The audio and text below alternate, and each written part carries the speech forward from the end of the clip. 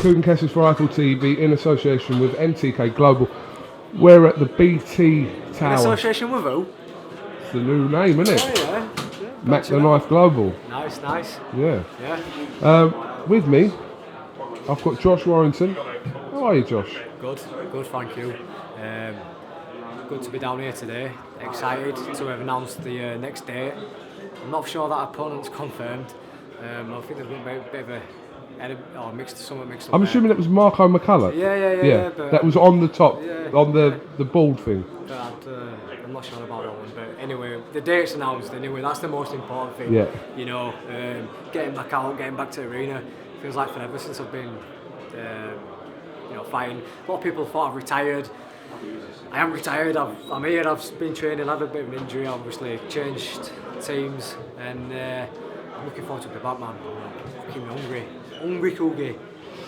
Let's get this bit out of the way. I spoke to Steve Wood around the Joshua Molina time last December about, and this is before your sort of announced move to Frank Warren. But can you just try and sum it up for us? Why, first of all, you left Matchroom and HEARN, which you've had a good relationship for a number of years, and come over to Frank Warren?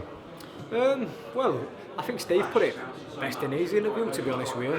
I couldn't put it any better. Just a few things had happened and we got a little bit mixed up. I normally leave the decisions to my dad and Steve. They've guided my career so far. I'm just like, let's fight. But they want to make sure it's the right one at time and everything else. Contract will come to an end, and then it's their job, Steve as a manager, to look out for my best interests. And one of them were to speak to other promoters, and it was just one of them things where going with Frank and his plans for getting us forward and world titles just suited a little bit better. I had a brilliant time with Matchroom. I had a good phone call with Ed before we departed. I had a little cry on phone to each other, and that was it. So it wasn't left on negative terms? Not like that. But he'd done an interview with you, didn't he? Like 20 minutes before he spoke. Well, before the interview with you, he spoke to me. But it was good terms and that. So it is what it is. But at the end of the day, it's boxing.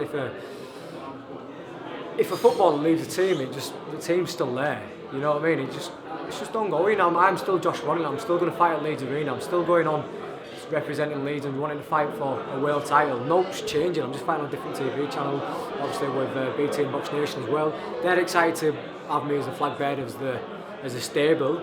The big fights can still happen. Welshman. Fighters like Frampton. We want them big fights this year, and hopefully by the back end we'll get a world title.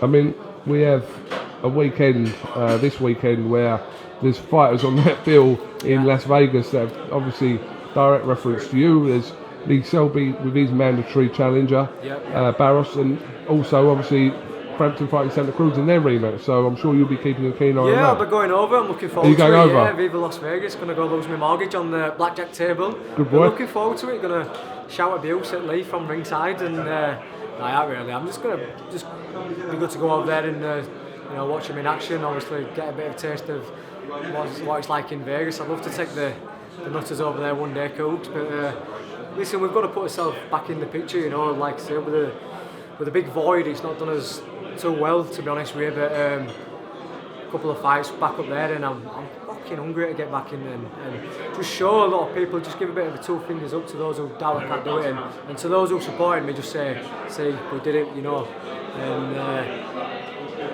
it's like after my wedding and that, and going away, I was back in training, I was sparring, I was helping other lads out in gym. I was doing 10 rounds perfect, 12 rounds, 14 rounds, whatever.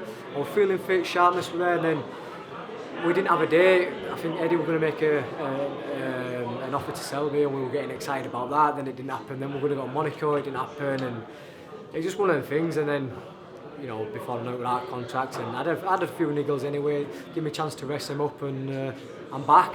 Daddy's back. You believe that this year, sooner rather than later, 2017, Frank Warren will deliver you your world title shot?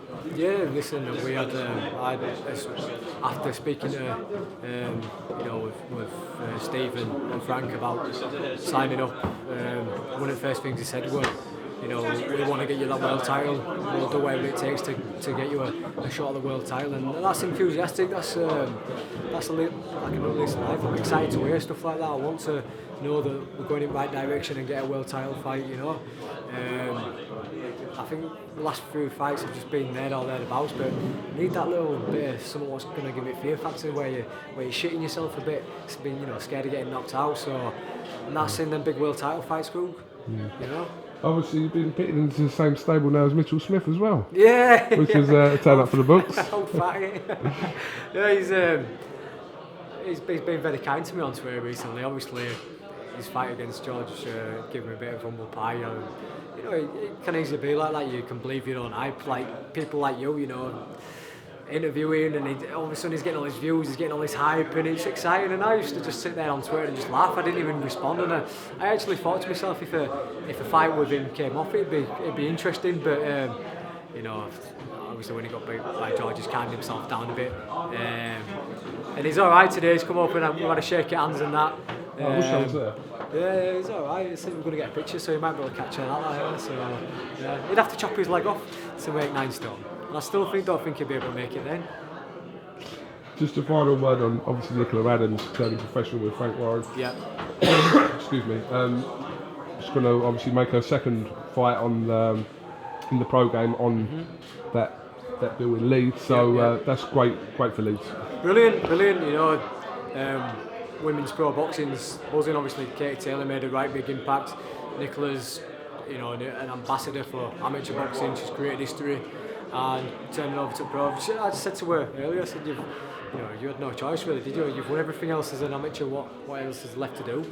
And to have her up in Leeds will be brilliant, you know. And it's going to be good to get back up there with her on the card.